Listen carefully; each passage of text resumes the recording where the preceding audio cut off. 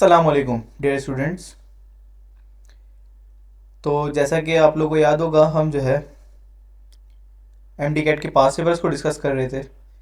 तो जिसमें chapter number 3 हमने ख़त्म कर दिया था, जो कि गैस था। और एक और छोटा चैप्टर है हमारे पास, चैप्टर नंबर 4, जो कि second state of matter liquid है। अच्छा, उससे पहले मेरी आप सबसे रिक्वेस्ट है, अगर आप लोगों ने जो है चैनल को सब्सक्राइब नहीं किया तो जो है काइंडली इसको सब्सक्राइब कर दें, ताकि जो है आगे आने वाली जितनी भी वीडियोज़ हैं, जितने भी पास पेपर्स की जो है हम डिस्कस करेंगे, क्योंकि सारे पास पेपर्स को हमें डिस्कस करना है, तो वो वीडियोस आप तक जो है पहुंच सके। ठीक है, तो हम स्टार्ट कर रहे हैं चैप्टर नंबर 4 लिक्विड। तो पहला एमसीक्यूज है हमारे पास, dash is a colourless volatile liquid at room temperature. हमारे पास कौन सा जो है लिक्विड कलरलेस होता है? कलरलेस भाई देखो, सबसे पहले तो हम देखेंगे कौन सा इन चारों में से लिक्विड है हमारे पास, जिसमें सबसे पहले HCl है। HCl रूम टेम्परेचर पे क्या लिक्विड होता है? या फिर HF जो है हमारे पास रूम टेम्परेचर पे लिक्विड होता है, HI रूम टेम्परेचर पे लिक्विड होता है, या फिर HBr रूम टेम्परेचर पे लिक्विड होता है। इससे पहले हमें समझना है कि भाई हमारे पास हाइड्रोजन बॉन्डिंग क्या होती है। अच्छा, पहले तो रीज़न देख लेते हैं। हाइड्रोजन बॉन्डिंग हम सेकेंड MCQs में पढ़ेंगे, तो देख लो भाई। फर्स्ट वाले का कि भाई HF hydrogen fluoride is liquid at room temperature due to presence of hydrogen bonding. क्योंकि HF के अंदर हाइड्रोजन बॉन्डिंग पाई जाती है, और हाइड्रोजन बॉन्डिंग जो है सबसे स्ट्रॉन्गेस्ट इंटरमोलिकुलर फोर्स होती है। ठीक है, दो किस्म की फोर्सेस होती है, मैं आपको ऐसे ही बता रहा हूँ। दो किस्म की फोर्सेस होती हैं, एक इंट्रामोलिकुलर फोर्स और एक जो है होती है इंटरमोलिकुलर फोर्स। इंट्रामोलिकुलर फोर्स के अंदर आप इसको कोशिश करें अपने पास नोट डाउन रखें, ताकि जो है कॉन्सेप्ट क्लियर हो।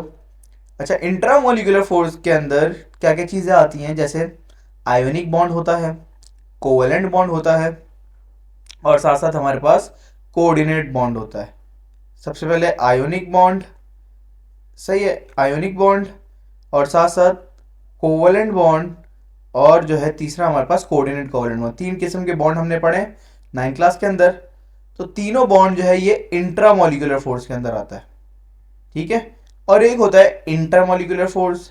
इंटरमोलिकुलर फोर्स के अंदर जैसे कि हमारे पास तीन चीज़ें आती हैं। अब क्या क्या आती हैं भाई इंटरमोलिकुलर फोर्स के अंदर? तीन इंटरमोलिकुलर फोर्स होते हैं। अच्छा, इंटरमोलिकुलर फोर्स को हम वैन डर वाल फोर्सेस भी कहते हैं। ठीक है, वैन डर वाल फोर्सेस, जिसमें सबसे पहले डायपोल डायपोल इंटरेक्शन होता है। ये देखें, इंटरमोलिकुलर फोर्स जिसको हम जो है वैन डर वाल फोर्सेस भी कहते हैं। इसके अंदर सबसे पहले जो आता है वो डायपोल डायपोल इंटरेक्शन। ठीक है, दूसरे नंबर पे आता है हमारे पास हाइड्रोजन बॉन्डिंग, और तीसरे नंबर पे आती है हमारे पास लंदन डिस्पर्जन फोर्स। ये तीन जो हैं ये आती हैं इंटरमोलिकुलर फोर्स के अंदर, लंदन डिस्पर्जन फोर्स। ठीक है, तो ये इंटरमोलिकुलर फोर्स, इंट्रा जो केमिकल बॉन्ड हम तीन पढ़ते हैं, आयोनिक बॉन्ड, कोवेलेंट बॉन्ड और कोऑर्डिनेट कोवेलेंट बॉन्ड। ठीक है, अच्छा अच्छा, अब इंटरमोलिकुलर फोर्स के अंदर भाई सबसे स्ट्रॉन्ग जो होती है, स्ट्रॉन्गेस्ट जो होती है, वो हाइड्रोजन बॉन्डिंग होती है। सही है, हमने हाइड्रोजन बॉन्डिंग का भी हमने एक MCQs लास्ट वीडियो के अंदर किया था, तो जिसमें हाइड्रोजन बॉन्डिंग को बताया था कि भाई हाइड्रोजन बॉन्डिंग क्या होती है। तो they are referred as highly polar molecules in which hydrogen bear a positive charge. भाई एक तरफ हाइड्रोजन होगा, ठीक है, एक तरफ हाइड्रोजन होगा, और दूसरी तरफ हाईली इलेक्ट्रोनेगेटिव चार्जेस, यानी कि नाइट्रोजन, ऑक्सीजन और फ्लोरीन। तो डेफिनेशन पढ़ लो, the force of attraction between partial positive charge hydrogen, एक तरफ हाइड्रोजन होगा और दूसरी तरफ कौन होगा भाई? High electronegative atom of molecule, तो that is called hydrogen bonding. तो यानी कि एक तरफ हाइड्रोजन का जब बॉन्ड बनेगा एन नाइट्रोजन, ऑक्सीजन या फिर फ्लोरीन के साथ, तो हम बोलेंगे भाई ये हाइड्रोजन बॉन्डिंग है। जैसा आप देख लो यहाँ पे, एक तरफ हाइड्रोजन है, दूसरी तरफ ऑक्सीजन है। ठीक है, वाटर हम H2O होता है ना, हाइड्रोजन और ऑक्सीजन, तो भाई हाइड्रोजन बॉन्डिंग पाई जाएगी। NH3 भी एक एग्जाम्पल है, एक तरफ नाइट्रोजन, दूसरी तरफ हाइड्रोजन, तो NH3। अच्छा, मैंने आपको बताई ये वाली पॉइंट, मैंने आप लोग को बताई, आप लोग अपने पास नोट करो। It is strongest among all intermolecular forces. जितनी भी तीन इंटरमोलिकुलर फोर्स की बात की, सबसे स्ट्रॉन्ग जो है बॉन्ड जो होता है वो होता है हाइड्रोजन का। हाइड्रोजन बॉन्डिंग का, ठीक है, सबसे स्ट्रॉन्ग इंटरमोलिकुलर फोर्स है। तो अब जब स्ट्रॉन्ग इंटरमोलिकुलर फोर्स है यानी कि HF, तीन थे ना, नाइट्रोजन, फ्लोरीन और ऑक्सीजन, तो भाई इसके अंदर भी हाइड्रोजन बॉन्डिंग पाई जा रही है, बाकी किसी में हाइड्रोजन बॉन्डिंग नहीं पाई जा रही। तो भाई जब इसमें हाइड्रोजन बॉन्डिंग पाई जा रही है तो ये सबसे स्ट्रांग होगा, और जब स्ट्रांग मॉलिक्यूल्स स्ट्रांग होंगे, एक दूसरे के ज्यादा करीब होंगे, तो इसका मतलब लिक्विड होने के चांस कम से कम सबसे ज्यादा HF के ही हैं। HCl रूम टेम्परेचर पे गैस की फॉर्म में मिलेगा, हाइड्रोजन आयोडाइड गैस की फॉर्म में मिलेगा, HBr गैस की फॉर्म में मिलेगा, क्योंकि इनमें हाइड्रोजन बॉन्डिंग नहीं पाई जाती। अब कौन सी फोर्स पाई जाती है भाई, किसी में डायपोल डायपोल, इसमें डायपोल डायपोल इंटरेक्शन पाई जाती है, ठीक है। तो इस तरीके से इसमें भी डायपोल डायपोल इंटरेक्शन पाई जाती है। तो इस वजह से क्योंकि हाइड्रोजन बॉन्डिंग पाई जा रही है और जो कि स्ट्रॉन्गेस्ट है अमंग ऑल इंटरमॉलिक्यूलर फोर्स, तो इसलिए हम बोलेंगे कि भाई ये लिक्विड एक्ट करेगा एट रूम टेम्परेचर। ठीक हो गया। अच्छा, boiling point of HF is dash.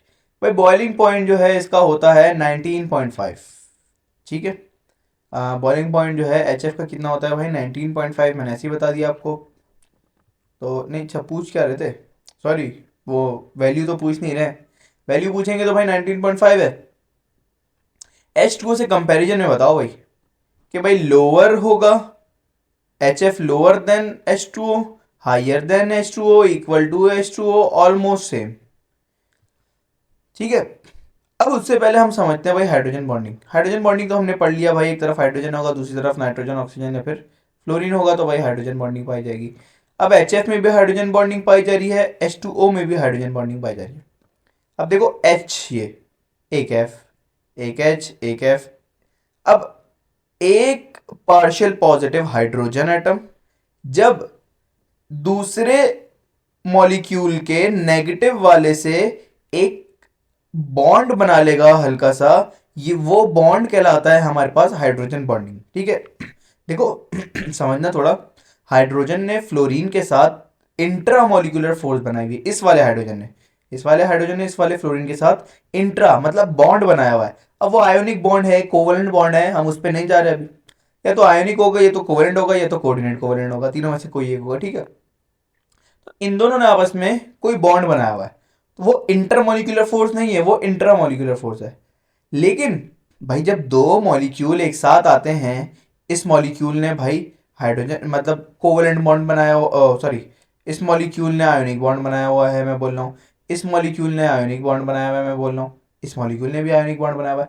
लेकिन आप जब दो मॉलिक्यूल सेम मॉलिक्यूल्स आपस में मिलते हैं तो उनके दरमियान एक फोर्स ऑफ अट्रैक्शन भी तो होती है ना। अब इस वाले मॉलिक्यूल का नेगेटिव जब एक फोर्स ऑफ अट्रैक्शन क्रिएट करेगा दूसरे मॉलिक्यूल के पॉजिटिव के साथ, तो वो जो फोर्स ऑफ अट्रैक्शन है वो इंटरमॉलिक्यूलर फोर्स कहलाएगी।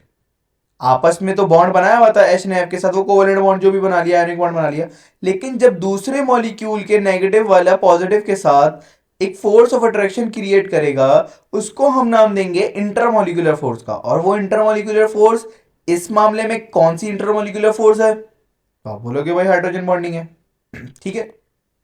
अच्छा, एक फ्लोरीन ने एक हाइड्रोजन के साथ इंटरमॉलिक्यूलर फोर्स क्रिएट कर ली।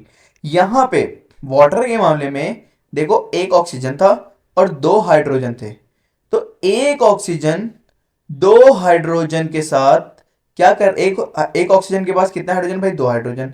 तो दूसरा वाला ऑक्सीजन पहले दो हाइड्रोजन, फिर उसके बाद तीसरे हाइड्रोजन से वो उसने इंटरमॉलिक्यूलर फोर्स क्रिएट कर ली। ऐसी होता है ना। अगर मैं आपको यहाँ पे दिखाऊं, ये देखो, एक ऑक्सीजन दो हाइड्रोजन ऑलरेडी, और तीसरे से इसने इंटरमॉलिक्यूलर फोर्स क्रिएट कर ली। दो हाइड्रोजन से इंट्रामॉलिक्यूलर फोर्स थी, और ये डॉटेड लाइन शो कर रहा है भाई इंटरमॉलिक्यूलर फोर्स को, कि भाई इस ऑक्सीजन ने दूसरे मॉलिक्यूल के हाइड्रोजन के साथ एक इंटरमॉलिक्यूलर फोर्स क्रिएट कर ली, तो तीन तीन हाइड्रोजन हो गए। तो इसलिए ये एक बहुत ही ज्यादा क्या हो गया, एक्सक्लूसिव हो गया। यानी कि अगर हम बोलें कि भाई एक ऑक्सीजन के पास तीन तीन हाइड्रोजन के साथ वो बॉन्ड शेयर कर रहा है, दो के साथ बॉन्ड बना रहा है और तीसरे के साथ intermolecular force hydrogen bonding create कर रहा है, तो जिसकी वजह से इस ऑक्सीजन को तोड़ना बहुत मुश्किल है, तो जिसके लिए मुझे ज़्यादा टेम्परेचर भी लगेगा भाई। तो यही तो कह रहे थे आपसे कि बॉइलिंग पॉइंट HF का मैंने आपको बताया भाई कितना है, 19.5 जल्दी बॉयल हो जाएगा। तो H2O जिसका बॉइलिंग पॉइंट आपको पता होता है कि भाई वाटर का बॉइलिंग पॉइंट कितना होता है 100 डिग्री सेल्सियस। तो 100 और 19.5 फर्क है ना, लेस देन, यानी कि हाइड्रोजन फ्लोराइड का जो बॉइलिंग पॉइंट है वो कम है, 5 गुना कम है देन द वाटर। तो इसका मतलब हम लगा सकते हैं कि भाई लोअर देन, HF जो है भाई लोअर देन किसके, H2O। अगर ज्यादा होता तो हम बोल देते भाई हायर देन, लेकिन मैंने आपको बताया 19.5 है। और क्योंकि इस एक फ्लोरीन के पास एक हाइड्रोजन है इंटरमोलिकुलर फोर्स में, लेकिन यहाँ पे ऑक्सीजन के पास 3-3 हाइड्रोजन है, तो जिसकी वजह से इसका जो बॉइलिंग पॉइंट है पानी का वो ज्यादा होता है। और स्ट्रॉन्ग हाइड्रोजन बॉन्ड तो दोनों में पाया जा रहा है, लेकिन वाटर के अंदर स्ट्रॉन्ग हाइड्रोजन बॉन्डिंग है। HF के अंदर स्ट्रॉन्ग इतनी ज्यादा नहीं है as compare to oxygen, due to less hydrogen. ठीक हो गया। अच्छा, नेक्स्ट है हमारे पास melting point of water is higher than petrol. Petrol का वाटर का मेल्टिंग पॉइंट हायर होता है than petrol because intermolecular force in water are weaker than petrol. पानी के अंदर इंटरमोलिकुलर फोर्स वीक तो नहीं होती भाई। एक गिलास में मैंने पानी रख दिया, एक गिलास में पेट्रोल रख दिया, तो आपको क्लियरली पता होगा कि भाई कौन सा वाला दोनों में से पहले जो है उड़ जाएगा, एवापोरेट हो जाएगा। तो आप बोलोगे भाई पेट्रोल एवापोरेट होगा, क्योंकि उसके अंदर इंटरमोलिकुलर फोर्स जो है वो वीक है। इसी वजह से वो नॉर्मल रूम टेम्परेचर पे लिक्विड के तौर पे एग्जिस्ट नहीं कर पा रहा, वो गैस बन के उड़ जा रहा है। तो पानी के अंदर स्ट्रॉन्ग इंटरमोलिकुलर फोर्स और हाइड्रोजन बॉन्डिंग है, तो इसलिए पानी जो है उड़ नहीं रहा, वैसे ही रहेगा एक गिलास के अंदर। तो पानी का जो इंटरमोलिकुलर फोर्स है वो वीक तो नहीं होता देन पेट्रोल, स्ट्रॉन्ग होता है देन द पेट्रोल। तो आगे भी देख लेते हैं क्या है भाई, सेम इन पेट्रोल नहीं है, नेग्लिजिबल ना होने के बराबर, पानी तो नहीं तो भाई ज़्यादा ही होता है। तो हमें यही लग रहा था स्ट्रॉन्गर देन पेट्रोल, और उसके अलावा बाकी ऑप्शन तो क्लियर है कि भाई सही हो ही नहीं सकते, तो इसलिए हम जो है ऑप्शन नंबर बी के साथ ही जाएंगे। अच्छा, DNA molecule is double stranded in which two chains of DNA are twisted around each other. भाई क्या कौन सा बॉन्ड, देखो ऑप्शन में है ना, अगर एमसीक्यू समझ नहीं आ रहा तो भाई ऑप्शन देखो कि भाई हाइड्रोजन बॉन्ड, कोवलेंट बॉन्ड, तो जाहिर है पूछ रहे होंगे डीएनए के अंदर भाई कौन सा बॉन्ड जो है पाया जाएगा। तो इसके लिए हम जो है आते हैं ज़रा एप्लीकेशंस पे। एप्लीकेशन देख लो, आपको जवाब मिल जाएगा उसका, डीएनए के अंदर कौन सा बॉन्ड होता है। Application of hydrogen bonding, water कह रहे हैं भाई, बस समझा देता हूँ आपको, water is essential need of human being, सबको पता है भाई पानी इंसान की सेहत के लिए ज़रूरी है। कह रहे हैं कि भाई हाइड्रोजन सल्फाइड H2S एग्जिस्ट करता है as gaseous state, normal room temperature पे भाई गैस है, लेकिन H2O भाई H एक तरफ H2O है यानी कि वाटर, वाटर एग्जिस्ट करता है रूम टेम्परेचर पे, आपको पता है पानी यानी कि लिक्विड। तो वाटर, ऑक्सीजन के H2S H2O, तो देखो सल्फर भी 6 ग्रुप से ताल्लुक रखता है और H2O के अंदर ऑक्सीजन भी 6 ग्रुप से ताल्लुक रखता है। तो भाई ऑक्सीजन भी 6 ग्रुप से है, सल्फर भी 6 ग्रुप से है। तो क्या वजह है ऐसी कि भाई ऑक्सीजन जब दो हाइड्रोजन के साथ रिएक्ट कर रहा है तो वो लिक्विड है, सल्फर दो हाइड्रोजन के साथ रिएक्ट कर रहा है वो गैस है। तो वजह सिर्फ यही है कि भाई पानी के अंदर हाइड्रोजन बॉन्डिंग पाई जाती है जो कि स्ट्रॉन्ग बॉन्ड है, तो इस वजह से पानी एग्जिस्ट करता है as a liquid at normal room temperature. ठीक हो गया। सल्फर तो हमने पढ़ा ही नहीं ना भाई, तो इसके अंदर तो हाइड्रोजन बॉन्ड है ही नहीं। मैक्रोबायोमोलिक्यूल, प्रोटीन, डीएनए, जो कि लाइफ के लिए इंपॉर्टेंट है, तो भाई उसके अंदर भी कौन से बॉन्ड पाया जाता है, हाइड्रोजन बॉन्डिंग। जितने भी बायोमोलिक्यूल्स हो गया, प्रोटीन हो गया, डीएनए हो गया, इन सब के अंदर भी भाई हाइड्रोजन बॉन्डिंग पाया जाता है। तो क्लीनिंग एक्शन, सोप डिटर्जेंट, उनके अंदर भी हाइड्रोजन बॉन्डिंग पाई जाती है। पेंट्स के अंदर भी भाई हाइड्रोजन बॉन्डिंग पाई जाती है।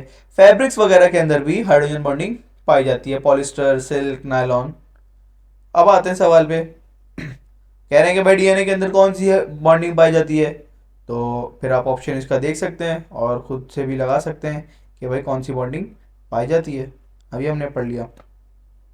अच्छा, correct order of boiling point of a given liquid, भाई करेक्ट ऑर्डर बता दो।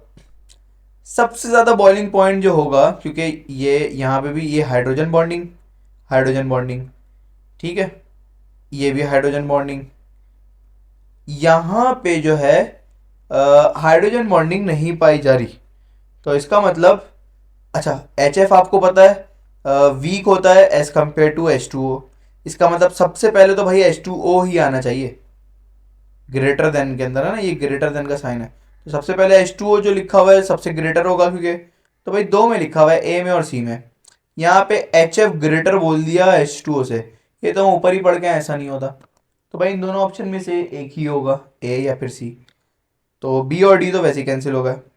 अब आ गया हो भाई, एच सी एल सबसे लास्ट में होना चाहिए, ये भी आपको पता है, क्योंकि हाइड्रोजन बॉन्डिंग तो स्ट्रांग होगा एच सी एल से, हाइड्रोजन बॉन्डिंग स्ट्रांग होगा एच सी एल से, एच सी एल बीच में है, तो फिर हम क्लियर है ना, हमारे पास एच टू ओ पहले है, एच सी एल एंड में है, तो हम ऑप्शन नंबर सी के साथ ही जाएंगे।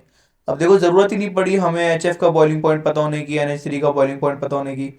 हमने थोड़ा सा लॉजिक, थोड़ा सा कॉन्सेप्ट पता था हमें, जो कि हमने ऊपर पढ़ लिया था, तो हम जो है हमने खुद ही से इसको सॉल्व कर लिया। तो यही फ़ायदा होता है कॉन्सेप्ट के अंदर, कि भाई जब आप थोड़ा सा कॉन्सेप्ट आपको पता होता है, उसकी बेसिक चीज़ पता होती है, तो थोड़ी बहुत लॉजिक लगा के आप एमसीक्यूज़ कम से कम सही कर सकते हो। ठीक है, बॉइलिंग पॉइंट अगर मैं आपको बताऊं तो, अच्छा बॉइलिंग पॉइंट नहीं लिखा हुआ, हाँ मैंने सोचा मैंने लिखा हुआ है बॉइलिंग पॉइंट। तो एच एफ का आपको पता है भाई 19.5 ही होता है। एच सी एल का बॉइलिंग पॉइंट कितना होता है, देख लेते हैं अभी। Boiling point of H C L, ओहो, -85 पे ही भाई बॉयल हो जाता है, -85 डिग्री सेल्सियस पे जो है एच सी एल बॉयल हो जाता है। और एन एच थ्री का अगर हम देखें, वैसे ज़रूरी नहीं है इतना कि आपको याद रखना हो, एन एच थ्री का -33, क्योंकि एच सी एल तो और जल्दी, मतलब एच सी एल का तो और कम है भाई, तो -85 पे ही बॉयल हो जाता है, और ये जो है -33 पे जो है बॉयल हो जाता है। तो इसलिए जो है हम इसकी 19.3 -33 और एच सी एल, हमने इसी के साथ जाएंगे फिर, ठीक है। Ice is less dense then water, भाई आइस की डेंसिटी कम क्यों होती है वाटर से? अच्छा कौन सी कितनी डिग्री पे जो है आइस की जो डेंसिटी है वो कम होगी? तो भाई जितना टेम्परेचर कम होगा ना, उतनी डेंसिटी कम होगी। जैसे कि 4 पे आ, पानी बर्फ बनना स्टार्ट होता है, ऐसा नहीं है कि बर्फ बर्फ बन जाता आइस बन जाता है, तो यहाँ पे तो बर्फ बन ही नहीं रहा है ना। तो हमने बोला भाई 4 पे तो देखो पानी बर्फ बनता ही नहीं है, ठीक है। ओ सॉरी, सॉरी सॉरी सॉरी, 4 पे बनना स्टार्ट हो जाता है 4 पे बनना स्टार्ट हो जाता है आइस, तो स्टार्ट होता है बिल्कुल, लेकिन हम ये नहीं बोलेंगे भाई बर्फ बन जाता है। 2 पे भी थोड़ी सी बर्फ बनना स्टार्ट हो जाती है, लेकिन जो असल बर्फ बनती है, आइस जो बनता है, वो हमारे पास 0 डिग्री सेल्सियस पे बनता है। फिर माइनस से जितना करेंगे वो फिर बर्फ ही रहेगा ठीक है। तो आइस की जो डेंसिटी है हमारे पास, वो 0 डिग्री सेल्सियस पे, भाई यहाँ पे बर्फ एक्चुअल में बनना स्टार्ट होती है। तो जितना टेम्परेचर कम हो रहेगा उस बर्फ का, उतनी उसकी डेंसिटी क्या होगी, कम होगी। जितना टेम्परेचर बढ़ाता जाऊंगा, यानी कि -4 करते जाऊंगा, डेंसिटी बढ़ती जाएगी। तो भाई सबसे लेस डेंस होगा जहाँ पे मिनिमम टेम्परेचर, यानी कि 0 डिग्री सेल्सियस पे, ठीक है। यहाँ मैंने लिख भी दिया है, अगर आप चाहो तो इसको पूरा कॉन्सेप्ट वाइज लिख सकते हो। At 0 degree Celsius water form ice, water form कर लेता है आइस, ठीक है। 0 पे मैंने ही बताया, 4 पे स्टार्ट होता है, लेकिन 0 पे बर्फ वो बन जाती है। वो फॉर्म करता है हेक्सागोनल स्ट्रक्चर, क्योंकि हाइड्रोजन बॉन्डिंग पाई जाती है। अच्छा, अब क्या होता है, has more space between their molecules, ज्यादा स्पेस, क्योंकि अभी बर्फ बनना स्टार्ट ही हुई है ना भाई 0 डिग्री सेल्सियस पे। मतलब बर्फ एक्चुअल में जो बर्फ 4 से स्टार्ट हो जाती है, लेकिन एक्चुअल में जो बर्फ बनती है वो 0 डिग्री सेल्सियस पे। तो उसके दरमियान गैप जो होता है मॉलिक्यूल्स, क्योंकि आपको पता है सॉलिड के बिटवीन गैप क्या होता है, बहुत कम होता है, लेकिन सॉलिड बनना अभी स्टार्ट ही हुआ है एक्चुअल में 0 पे। तो इसलिए मॉलिक्यूल्स के बिटवीन जितना ज़्यादा स्पेस होगा, डेंसिटी उतनी कम होगी। नहीं समझ आई? तो देखो, सॉलिड से सॉलिड बनना स्टार्ट हुआ 0 डिग्री, मैं बोल रहा हूँ भाई 0 पे बर्फ बनना स्टार्ट हो रही है, तो जितना ज़्यादा टेम्परेचर होगा मतलब -4 होगा तो उतना ज़्यादा पक्का सॉलिड होगा। सबसे कच्चा सॉलिड कहाँ पे होगा भाई? 0 पे। ऐसे ही है ना, क्योंकि अब जितना कच्चा सॉलिड होगा मॉलिक्यूल्स उतने ज़्यादा दूर होंगे, जितना टेम्परेचर बढ़ाऊंगा वो बिल्कुल टिपिकल सॉलिड बन जाएगा। अब टिपिकल सॉलिड में अंदर आपको पता है मॉलिक्यूल्स एक दूसरे से बहुत ज़्यादा दूर दूर होते, करीब करीब होते हैं, तो इसलिए सबसे कम डेंसिटी होगी पानी की 0 डिग्री सेल्सियस पे। ठीक है, क्योंकि मॉलिक्यूल्स के बिटवीन गैप ज़्यादा होगा, तो इसलिए डेंसिटी कम होगी। अच्छा, वाटर हैज़ मैक्सिमम डेंसिटी, आपको पता होना चाहिए वाटर की मैक्सिमम डेंसिटी होती है 4 डिग्री सेल्सियस पे। ठीक है, तो इसलिए 0 डिग्री सेल्सियस पे लेस डेंसिटी होगी। ठीक है। अच्छा, London dispersion force are the only forces present among, present किसके अंदर होता है भाई? H2O के अंदर तो नहीं होता, वो तो आपको पता है हाइड्रोजन बॉन्डिंग। इसके अंदर मैं बता चुका हूँ dipole dipole interaction, atoms of helium gas और मॉलिक्यूल ऑफ सॉलिड क्लोरीन। अच्छा, दोनों के अंदर ही पाया जाता है वैसे, हीलियम के अंदर भी लैंडेड डिस्पर्जन फोर्स की अगर मैं बात करूँ तो वो हीलियम के अंदर भी पाया जाएगा और साथ साथ जो है क्लोरीन के अंदर भी। लेकिन स्ट्रॉन्ग कैंडिडेट जो क्राइटेरिया आपसे पूछ रहे हैं ना, देखो, are only force present among the atoms of helium, यहाँ पे सॉलिड आ गया, बल्कि सॉरी सॉलिड आ गया, तो सॉलिड की हम बात नहीं करेंगे क्लोरीन के अंदर। इसलिए हीलियम, नोबल गैसेस जितने भी होते हैं, नोबल गैसेस के अंदर भाई लैंडेड डिस्पर्जन फोर्स ही पाई जाएगी। ठीक है। एग्जाम्पल देख लेते हैं भाई लैंडेड डिस्पर्जन फोर्स की। अच्छा, चाहो तो डेफिनेशन लिख लो। इंस्टेंटेनियस डायपोल और इंड्यूस डायपोल के बिटवीन जो है वो जब फोर्स ऑफ अट्रैक्शन क्रिएट होती है तो वो जो है हमारे पास लैंडेड डिस्पर्जन फोर्स होती है। हम अभी डेफिनेशन पे नहीं जा रहे, मेरी कोशिश होगी मैं आपको एग्जाम्पल बता दूं, एग्जाम्पल इसके अंदर अगर मौजूद हो। देखो, लैंडेड डिस्पर्जन फोर्स किसकी, क्योंकि डेफिनेशन तो नहीं आएगी ना, लॉजिकल सवाल ही आएगा, तो भाई एग्जाम्पल ही के अंदर एक लॉजिकल है। तो देख लो, जितने भी नॉन पोलर चीज़ें होती हैं, H2 non polar, Cl2 diatomic form में जितनी चीज़ें मिलेंगी वो तो भाई नॉन पोलर होंगी। तो जब भी डायटोमिक चीज़ आए तो भाई आंखें बंद करके लैंडेड डिस्पर्जन फोर्स आपने कर देना है। ठीक है, नॉन पोलर है। नोबल गैसेज आ जाए, हीलियम, नियॉन, आर्गॉन, क्रिप्टॉन, तब भी जो है landed dispersion force non polar है ना, ये नॉन पोलर। अब CH4 भी नॉन पोलर, मीथेन, प्रोपेन, तो यहाँ पे भी लैंडेड डिस्पर्जन फोर्स पाई जाएगी। तो इसलिए नॉन पोलर जितने भी हैं सबके अंदर लैंडेड डिस्पर्जन फोर्स ही पाई जाएगी। तो हीलियम स्ट्रॉन्ग कैंडिडेट है हमारे पास एज कंपेयर टू क्लोरीन। हम Cl2 तो बोल रहे हैं, लेकिन यहाँ पे सॉलिड मेंशन करने की वजह ये थी कि भाई सॉलिड गैस की फॉर्म में नहीं है, गैस की फॉर्म में होता तो भाई ये देखो, ये Cl2 गैस की फॉर्म में डायटोमिक है। ठीक है, तो इसलिए नॉन पोलर है। लेकिन यहाँ पे सॉलिड कह दिया तो सिर्फ Cl2 नहीं होगा, यहाँ पे Cl2 नहीं होगा, Cl होगा। तो इसलिए इस वक्त स्ट्रॉन्ग कैंडिडेट हमारे पास हीलियम है, तो इसलिए हम जो है हीलियम के साथ जाएंगे। Reason that ice at 0 degree Celsius occupy more volume than water, भाई क्यों ऑक्यूपाई करता है 0 डिग्री सेल्सियस पे than water?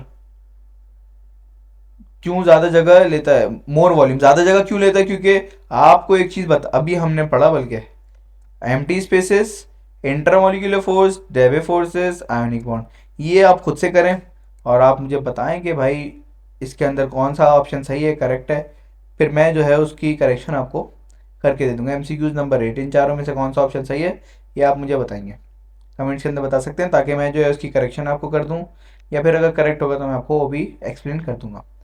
Liquid in the container have temperature 70 degree Celsius, what will be the temperature in kelvin? अच्छा, centigrade को भाई ये तो बच्चों वाला सवाल है, केल्विन में कन्वर्ट करना है, प्लस कर दो 273, तो 273 प्लस करोगे तो 70 के अंदर तो 343 आ जाएगा। ठीक है, तो बस यही थे, ज़्यादा MCQs नहीं बनते इस चैप्टर से। शायद एक MCQs अगर बन जाए तो बन जाए, आप मुझे 8 का जवाब बताएंगे लाजमी तौर पे। बाकी इंशाल्लाह जो है नेक्स्ट चैप्टर हम स्टार्ट करेंगे नेक्स्ट वीडियो के अंदर। तो तब तक के लिए अपना ख्याल रखिएगा। अल्लाह हाफ़िज़।